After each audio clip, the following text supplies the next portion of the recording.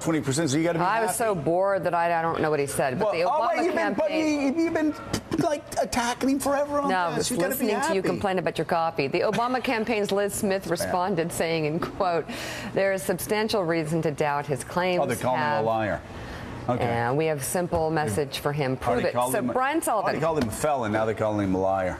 Huh. Well, okay, is that enough? So he paid. That's it. We're done, right? Move that over, right? It's over because he said that. Well, he said it. You know, it's now on a national television program, so to Joe's point, he's either lying or he's not, right? I have a feeling the Obama backers will say that he's lying, right? The Republicans that support him will say, well, there you go, it's out. Yeah. And we're going to pretty much end up where we began. I mean, it's not going to matter to the doubters out there anyway. It's like the Republicans with Obama's college transcripts. Release them, right? We just want to verify you went to college, right? You're just not, people aren't going to believe it until they see it. He doesn't really, Obama hasn't released a lot of things. You know, I mean, it's like we're now. Yeah, he did.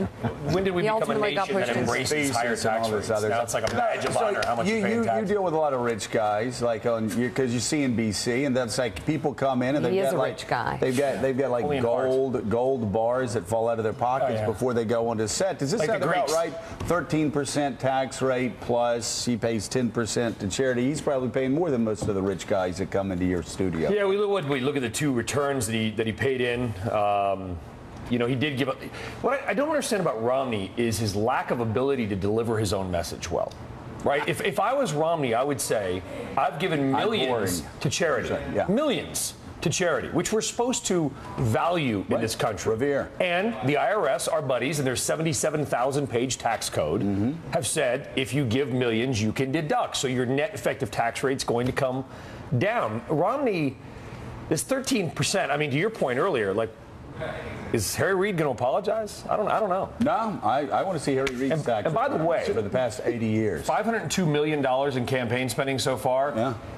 Based on the average education cost, that would school 50,000 students. There you go. In the United States. When are we going to get a salary cap on presidential races? That's what I was trying to tell you, John Heileman. This is the hidden stimulus program. It's campaign spending. It's good. This is going to be good for the American economy. Well, it's good for the broadcasting business for sure. And fine corporations like Comcast, very respectable. The economy. It's good for the economy. Absolutely. So you were shaking your head during the tax return. Is this enough or not? No, well, clearly it's not going to go away because the point of disclosure is disclosure, not assertion. But why do you care? Why do you even care? Can I ask you that? Why do I even care? Why do you care? Why is this a big deal? Well, because I think many people believe that presidential candidates, their standard has evolved over time, that they should be transparent about where they've earned their money and whether they paid their taxes or whether they've been law-abiding citizens. But he just said. Well, he just asserted that, and so if you either believe him or you say he's a liar. No, I say that he's not done what every other presidential candidate has done in the past. Is there anyone who said no? I'm not going to.